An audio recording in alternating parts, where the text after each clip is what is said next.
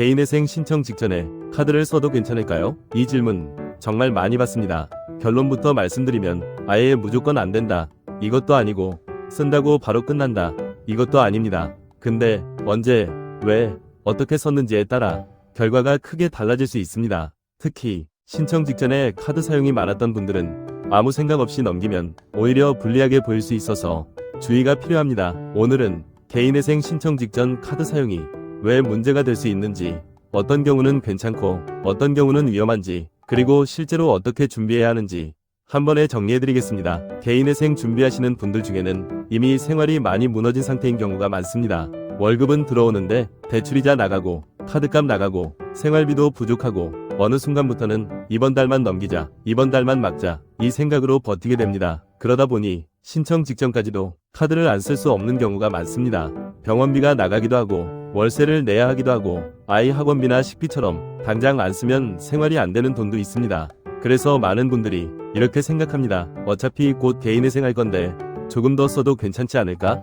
혹은 이미 힘든데 지금 카드 좀 쓴다고 뭐가 그렇게 큰 문제일까? 근데 법원이나 채권자 입장에서는 조금 다르게 볼 수 있습니다. 왜냐하면 개인회생은 진짜 갚기 어려운 사람이 앞으로 벌어들이는 수입으로 가능한 범위 내에서 성실하게 변제하겠다는 절차이기 때문입니다. 그런데 신청 직전에 카드를 집중적으로 쓰거나 현금 서비스, 카드론, 돌려막기 같은 행동이 보이면 이 사람이 정말 어쩔 수 없는 상황이었는지, 아니면 처음부터 갚을 생각 없이 추가로 채무를 만든 건 아닌지 의심을 받을 수 있습니다. 즉, 핵심은 카드 사용 자체보다 그 사용의 이유와 흐름입니다. 먼저 말씀드릴 게 있습니다. 개인회생 신청 직전 카드 사용이 있다고 해서 무조건 기각되는 건 아닙니다. 이건 많이 오해하시는 부분인데 카드 썼다 끝, 이렇게 단순하게 보시면 안 됩니다. 실제로는 어디에 썼는지, 얼마나 썼는지, 언제 썼는지, 반복적으로 썼는지, 생활에 필요한 지출인지, 사치성 소비인지, 기존 빚을 막기 위한 돌려막기였는지 이런 걸 전체적으로 봅니다. 예를 들어 마트,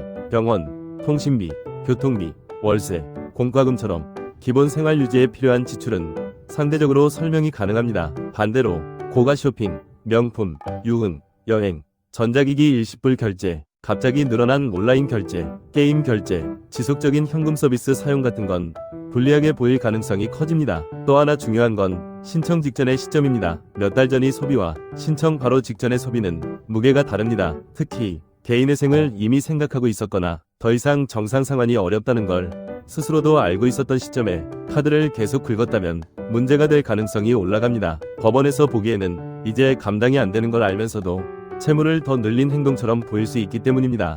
여기서 특히 조심해야 할 게 세 가지입니다. 첫 번째는 생활비가 아닌 소비입니다. 정말 필요한 지출이 아니라 충동구매나 사치성 소비가 들어가면 설명이 훨씬 어려워집니다. 두 번째는 돌려막기입니다. 카드값 막으려고 다른 카드 쓰고 현금 서비스 받아서 대출 막고 대출 받아서 또 카드값 내는 식의 흐름이 반복되면 재정 상태가 무너졌다는 건 보이지만 동시에 신청 직전까지 채무를 계속 확대했다는 점도 드러납니다. 세 번째는 신청 직전 집중 사용입니다. 평소보다 갑자기 사용액이 늘거나 짧은 기간에 여러 장의 카드를 한꺼번에 많이 썼다면 당연히 질문이 나올 수밖에 없습니다. 그럼 어떤 경우가 상대적으로 괜찮을까요?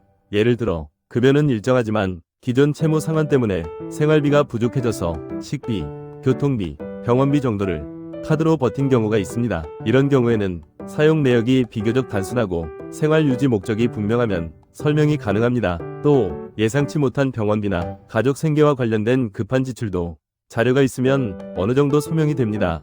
하지만 괜찮을 수 있다는 말이 안심하고 써도 된다는 뜻은 아닙니다. 설명이 가능하다는 것과 아무 문제 없다는 건 전혀 다른 말입니다.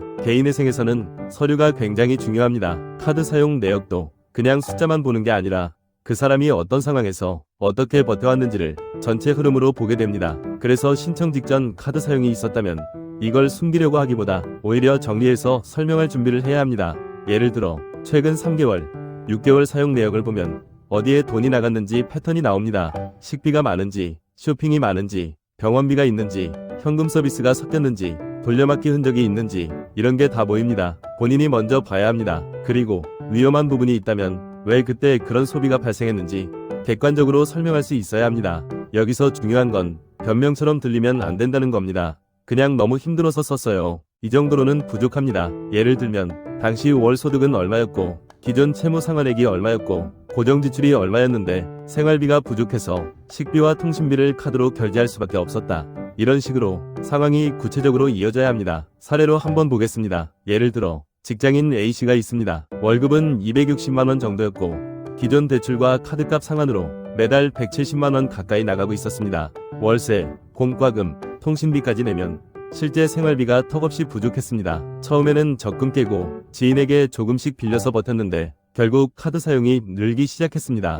문제는 개인회생을 알아보기 시작한 뒤에도 한 달 정도 카드 사용이 계속됐다는 겁니다. 이 시기에 마트, 편의점, 병원, 주유, 통신비 같은 생활비 지출도 있었지만 중간에 가전제품 결제 하나가 섞여 있었고 현금 서비스도 2번 사용했습니다. 이 경우 법원에서 볼 때 전체적으로는 생계형 사용이 보이더라도 중간에 불필요해 보이는 지출과 현금 서비스가 있기 때문에 그 부분은 분명히 설명을 요구받을 수 있습니다. A씨가 그냥 생활이 힘들어서 그랬습니다. 라고만 하면 약합니다. 하지만 당시 급하게 냉장고가 고장나서 중고가 아닌 최소한의 제품을 샀고 병원비와 생활비가 겹쳐 일시적으로 현금 서비스를 쓸 수밖에 없었으며 이후 더 이상 사용을 늘리지 않고 신청 준비에 들어갔다. 이런 식으로 자료와 흐름을 맞춰 설명하면 완전히 다르게 보일 수 있습니다. 반대로 비슷한 시기에 명품 구매, 여행 결제, 잦은 술집 결제, 고액 온라인 쇼핑이 잡혀있다면 상황은 훨씬 불리해집니다. 즉, 같은 카드 사용이라도 내용이 다르면 평가도 달라집니다. 그럼 해결 방법은 뭘까요? 첫 번째, 신청을 고민하고 있다면 카드 사용부터 최대한 조심하셔야 합니다. 가장 좋은 건 추가 채무를 더 만들지 않는 겁니다. 특히 현금 서비스, 카드론, 새 대출, 카드 돌려막기는 위험도를 크게 올릴 수 있습니다. 두 번째, 이미 사용한 내역이 있다면 숨기지 말고 정리해야 합니다. 어차피 대부분 자료로 드러납니다. 중요한 건 숨기는 게 아니라 어떻게 설명할 수 있는지입니다. 카드 사용 내역을 쭉 보면서 생활비, 병원비, 필수 지출, 일회성 불가피 지출, 불필요 소비 이렇게 구분해 보셔야 합니다. 세 번째, 불필요한 소비는 신청 전부터 즉시 끊어야 합니다. 그래야 지금부터라도 재정관리 의지가 있다는 점이 보입니다. 계속 쓰다가 갑자기 신청만 넣는 것보다 적어도 일정 기간 소비를 줄이고 생활 패턴을 정리하는 쪽이 훨씬 낫습니다. 네 번째, 설명 가능한 자료를 챙겨야 합니다. 병원비면 진료비 자료, 생활비 부족이면 소득과 고정지출 흐름, 가족 부양이 있으면 그에 대한 자료도 같이 맞춰야 합니다. 법원은 감정이 아니라 자료로 봅니다. 다섯 번째, 본인 스스로 판단하지 말고 위험한 사용 내역이 있다면 사전에 점검을 받아보는 게 좋습니다. 같은 내역이라도 어떤 부분이 문제 포인트인지 미리 알고 들어가면 대응 방식이 완전히 달라집니다. 특히 신청 직전 카드 사용은 작아 보여도 전체 사건에서는 크게 보일 수 있습니다. 정리해보겠습니다. 개인회생 신청 직전 카드 사용 무조건 안 되는 건 아닙니다. 하지만 아무 생각 없이 써도 되는 것도 아닙니다.